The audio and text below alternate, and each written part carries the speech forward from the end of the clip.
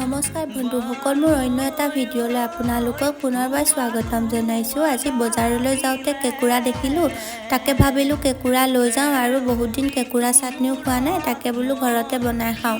কেঁকুৰা চাটনি আপোনালোকে খাই ভাল পায়নে নাই জনাবচোন, মোৰ কিন্তু বহুত ভাল লাগে। আমি তাত কি দিছোঁ চাই লওকচোন।